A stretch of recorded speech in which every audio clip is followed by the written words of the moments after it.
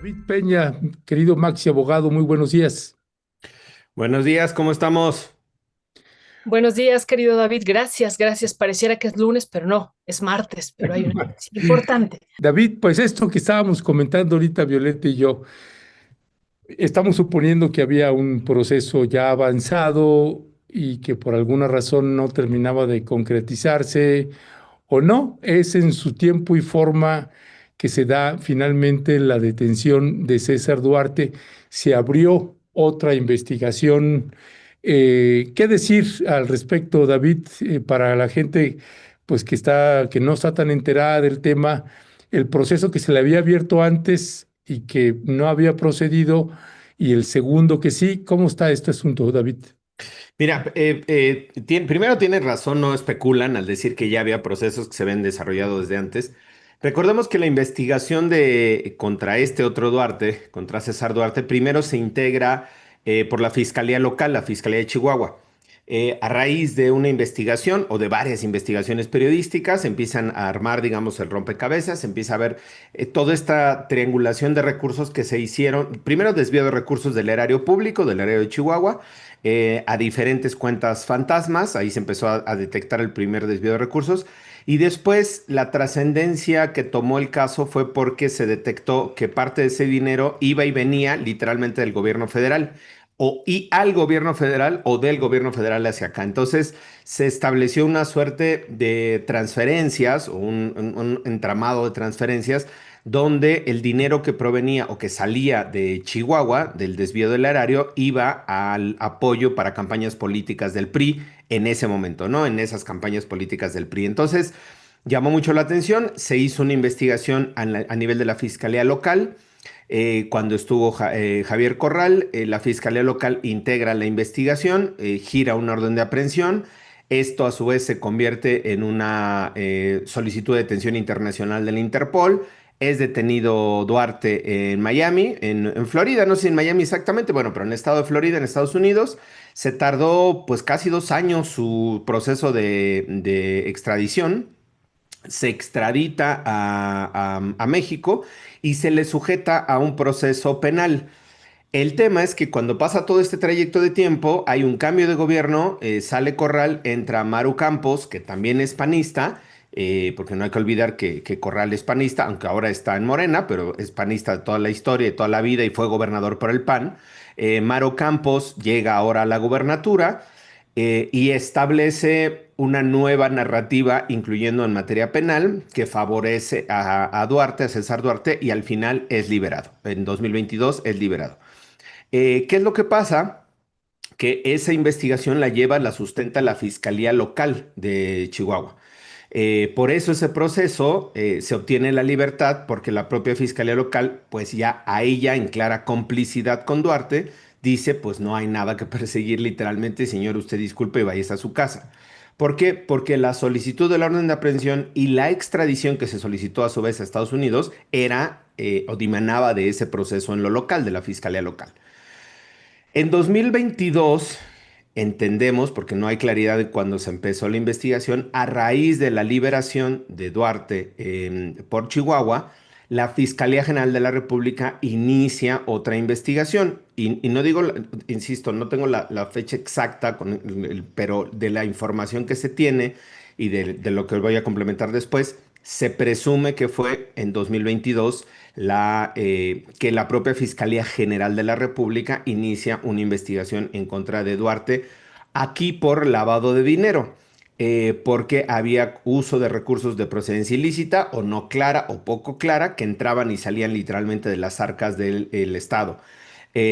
Aquí no es materialmente la misma conducta, sino el mismo modus operandi, digamos, que tenía Duarte. Eso es lo que se persigue, tanto en lo local como federal, con la diferencia de que en lo federal se actualiza lo que se conoce como lavado de dinero, que es uso de recursos, uso de recursos de procedencia ilícita, ¿no? Este, entonces, perdón por la breve historia, pero ya voy a acabar. Se libera por ese proceso, se inicia otro proceso en México por lavado de dinero a nivel federal Y ese lavado de dinero a nivel federal se integra por la Fiscalía General de la República. En mayo de 2024 se libra una orden de aprehensión a nivel federal en contra de Duarte, él ya estando libre, pero no se puede ejecutar la orden de aprehensión porque, al igual que ayer que hablamos de Javier Duarte, se necesita la autorización del país que extraditó. Ayer decíamos, Guatemala autorizó nuevas acusaciones contra Duarte y ustedes decían, ¿y Guatemala qué vela toca aquí? ¿No? ¿Qué vela tiene el en entierro? Igual a nivel federal, igual que en el caso del otro Duarte del Norte, como la extradición única, se originó con base en una petición o orden de aprehensión del foro local por esos delitos, peculado y desvío de recursos, que ya fue absuelto Duarte, se tenía que pedir autorización al gobierno de Estados Unidos para procesar o para imputarle otra nueva causa a Duarte. Una vez que se tiene la orden de aprehensión en mayo de 2024, se solicita a Estados Unidos, ahí no sé la fecha exacta, no lo clarifican los boletines, que autorice que se le pueda procesar a Duarte por otro delito ahora en el ámbito federal, que es este que se le está ejecutando la orden de aprehensión. El gobierno de Estados Unidos autoriza el viernes de la semana pasada apenas, el 5, no sé si fue viernes o jueves, de la semana pasada, autoriza que se le impute esta nueva causa a Duarte con la orden de aprehensión de mayo de 2024 y por eso se ejecuta la orden de aprehensión ayer. Es un proceso largo, es un proceso complicado, pero aquí, y con esto cierro, justo aquí sí hizo su chamba la Fiscalía General de la República con Hertz Manero, lo que no hizo con Duarte, lo que no hizo, digamos, con el Duarte de Veracruz, lo hizo con el Duarte del Norte, porque con Duarte de Veracruz, sabíamos, ya estaba preso, llevaba 6, 7, 8, ahora 9 años preso y nunca había solicitado a Guatemala la autorización para nuevos cargos, apenas hace un par de meses lo solicitó, según la propia FGR, lo que se hizo con Duarte, con César Duarte, que una vez que fue absuelto o liberado, inicia la investigación, solicita la orden de aprehensión y se tardó más de un año, casi año y medio, Estados Unidos en autorizar esta nueva acusación. Pero este es el panorama en el que nos encontramos. No sé si los hice más bolas o No, no, no. medio expliqué un poco más. Muy, muy bien, gracias, gracias, David. David, dos cuestiones. La primera es qué tanto este proceso puede llegar a buen puerto, es decir, pues ya vivimos un proceso previo, como lo estás explicando, y pues fue liberado, y ahí tengo duda si fue liberado y fue exonerado o se sigue todavía este proceso. Y lo otro, David, lo otro que me parece importante también es por qué llega la nueva fiscal Ernestina Godoy y unos días después se da esta orden de aprehensión. ¿Gers Manero estaba obstaculizando algo o qué es? ¿Cómo leerlo, David?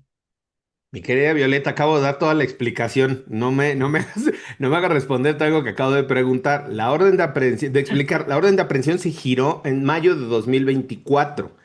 Se solicita a Estados Unidos la autorización y ya era bronca de Estados Unidos. Desde junio digamos, de 2024 era ya asunto de Estados Unidos. A Estados Unidos autoriza que se ejecute la orden, autoriza la nueva acusación el viernes de la semana pasada. No era un tema que tuviera Hertz congelado. Yo no lo estoy excusando tampoco, pero no era un tema que tuviera congelado. Lo tenía Estados Unidos, lo autorizan el 5 de diciembre, la propia Fiscalía General lo informa. El 5 de diciembre autorizan y entonces se ejecuta un par de días después la orden de aprehensión. Insisto, no tiene que ver con que haya llegado Ernestina y lo destrabó o que Hertz Manero lo congeló, sino que era un procedimiento de Estados Unidos que ahí sí, coincidentemente, se resolvió el 5 de diciembre. Yo no sé si habrá tenido alguna intervención, si habrán solicitado a Estados Unidos que acelerara el proceso o no. Esa parte ya no me toca especular, pero formalmente Estados Unidos autoriza esta nueva acusación apenas el 5 de diciembre. Pues yo digo, está bien que se haya hecho, está bien que se haya ejecutado. Ahora, la segunda pregunta que decías, o la primera, Violeta, el destino, el final. Pues miren, corremos el riesgo de que volvamos a tener un proceso mediático y al final un proceso fallido. En el primer caso, en Chihuahua, se exoneró a César Duarte y no solo se exoneró, se procesó a quienes lo habían procesado. Es decir, a quien era entonces fiscal anticorrupción y a los ministerios públicos que participaron en la integración de la carpeta contra César Duarte, al cambio del gobierno ellos fueron acusados por tortura, por abuso en el ejercicio de las funciones, fueron encarcelados, los que persiguieron a César Duarte en el gobierno de Corral, fueron detenidos y fueron encarcelados. Ahora no sé exactamente cuál sea el estatus de ellos, si están algunos procesados o presos. Uno de ellos sí sé que se fue a Estados Unidos y pidió protección en Estados Unidos, uno de los que participaron en la investigación. ¿A dónde nos lleva esta investigación? ¿A buen puerto? Pues no sé. La investigación la integró la Fiscalía General de la República con Hertz Manero. No tenemos muy buenas experiencias sobre la forma en la que integraba las carpetas Hertz Manero. Y bueno, pues habrá que esperar más bien qué es lo que tiene la carpeta. Ya hay una orden de aprehensión, ya se cumplió la orden de aprehensión y ahora hay que ver qué es lo que se va a alegar en las audiencias, ¿no? Será la audiencia inicial, pues yo creo que hoy, no he visto la fecha exactamente, probablemente hoy, a lo largo del día, se hará ya la audiencia inicial de imputación y a partir de ahí, pues vamos a empezar a conocer cuáles son los datos de prueba que tiene la Fiscalía General de la República para sostener la acusación contra César Duarte. No, pues usted disculpará, mi querido don David, que no le hubiéramos entendido al principio en la primera explicación. Sí, ya nos regañó, Si ya no nos le hubieran regañó, entendido a la primera, ya nos compañero, yo aquí regañó, ¿no? esforzándome. Perdón, no, pues es uno acá, uno luego no entiende, no, pues usted disculpe. Este, oye, David, bueno, nada más entonces para cerrar, que sabemos que también es breve el tiempo. Eh, no es porque todos los medios y por todos lados se ve que llegó ahora sí la mano dura y ahora sí va a haber castigo a los corruptos, etcétera. Nada que ver, David, en tiempos, vaya, en llano, hablando en llano, nada que ver, se procedió. La incertidumbre es que si hubiera estado Hertz, si hubiera procedido o Esa hubiera es la habido una pregunta, exacto. relación. Y eso pues no lo vamos a saber porque pues ya no está Hertz Manero ni nada. Eh, David, a propósito entonces ahorita de la entrada de Ernestina Godoy y para ir cerrando, David, ¿cuáles son los casos que desde tu punto de vista tendrían pues una prioridad? Sé que hay una cantidad industrial, algunos casos de bajo perfil que son los que comúnmente pueden llevar ustedes, David, en el Centro de Derechos Humanos o algo, y otros que son los de un perfil público mucho mayor. ¿Cuáles, desde tu punto de vista, los puntos que tendría que estar atendiendo esta nueva fiscalía? Mira, yo creo que en la narrativa no hay que justo irse nada más en la ola, ¿no? Justo como decías Ernesto, ¿no? De que todo el mundo, no, llegó y la mano de hierro. No, pues hay que leer el comunicado oficial de la FGR, el que hace a su vez difunde la propia Ernestina, es claro, dice se solicitó en tal fecha, se autorizó en tal fecha, ejecutamos la orden de aprehensión en tal fecha. Como dice Violeta, no vamos a saber si lo hubiera hecho en ese Hertz del jueves o viernes para acá, pues ahí sí no lo vamos a saber, pero bueno. Creo que hay que mantener la observancia, así como decíamos, como lo hemos hecho durante muchos años aquí sobre la actuación de las fiscalías en general, de la Fiscalía General de la República en particular. Eh, Creo que más allá de los casos, esto que preguntabas, Ernesto, de los casos no públicos, digamos, o mediáticos, el 90%, 95% de esos casos estuvieron integrados en la fiscalía, tanto de Hertz como de sus antecesores. Entonces, eso va a ser difícil, primero, que veamos un patrón de diferenciación con la actuación de Ernestina. Segundo, que veamos un mejoramiento en los resultados. Yo lo veo, es prácticamente imposible porque lo que ya está judicializado no se puede mover. Entonces, esos casos que han sido mediáticos, que han sido como de corrupción política, esos yo creo que van a seguir la ruta que se les marcó desde la administración de Hertz Manero. Probablemente sea la impunidad en muchos de ellos, ¿no? Por los acuerdos que tenía.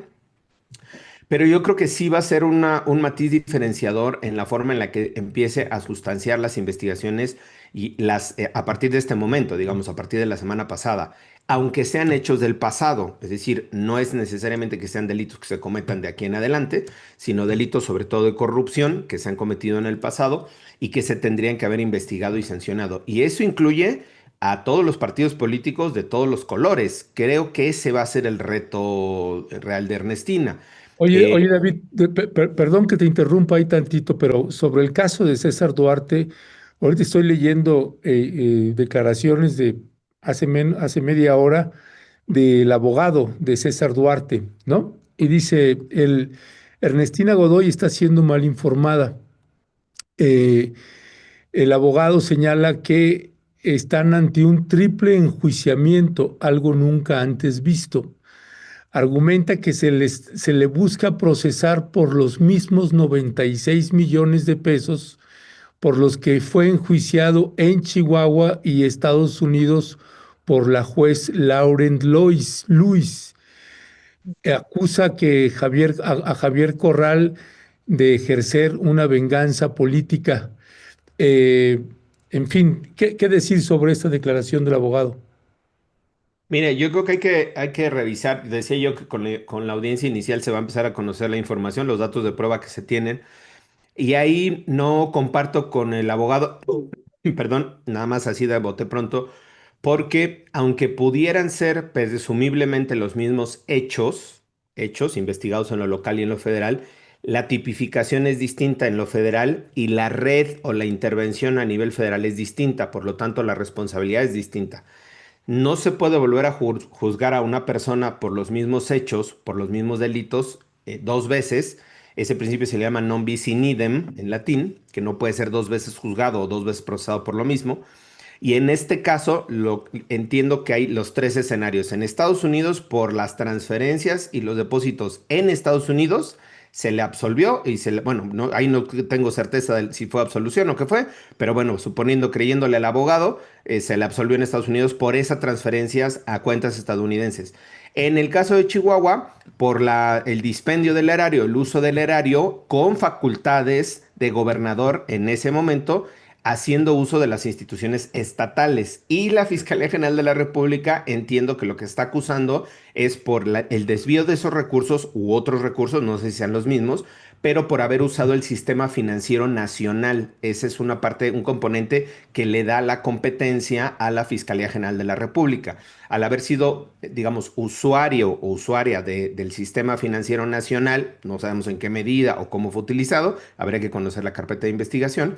Eso es lo que justifica la actuación de la Fiscalía General de la República. Aunque con apariencia pudieran ser los mismos hechos, son, perdón, son conductas diversas con competencia diversa la que se estaría investigando.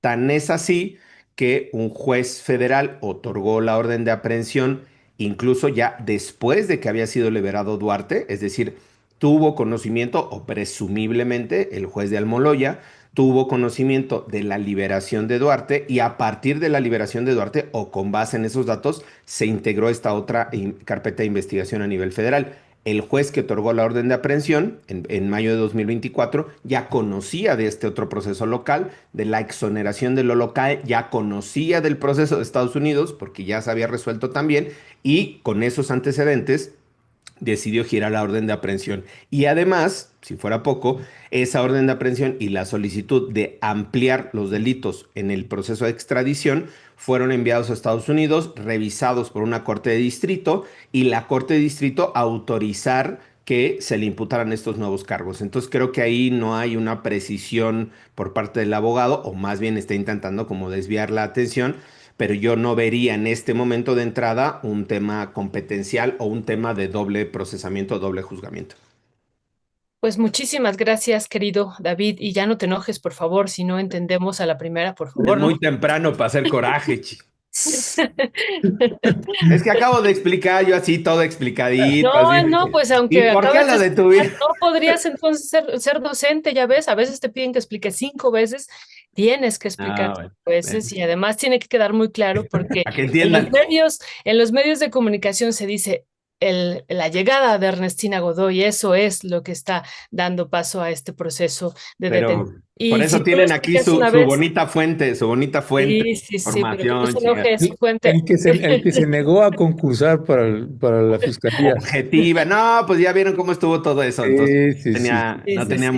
mucho sentido. Y será muy interesante, David, toda esta parte. Yo me quedaba pensando el día de ayer cuando se habla de este pues, desvío de recursos al sistema financiero. ¿A dónde en específico del sistema Ujú. financiero? cuál es el mecanismo, porque eso puede dar pistas muy importantes y por ahí la unidad de inteligencia financiera pues podría seguir otros desvíos y otros fraudes también aquí a la nación. David, pues fuerte abrazo, querido, y ya un tecito por ahí de tila o de pasiflora. Namaste. Cuídate, David, muchas gracias. Abrazos, gracias, equipo, saludos. Una vez más, Rompeviento TV invita a su querida audiencia a participar en la gran celebración navideña en Tierra Adentro este viernes 19 de diciembre, donde celebraremos el gran sorteo de fin de año donde podrán ganar un iPhone, una computadora Mac y una bicicleta muy especial, participando al número que aparece en pantalla. Tu solidaridad nos hace posibles. Celebra con nosotros y gracias todas, gracias siempre.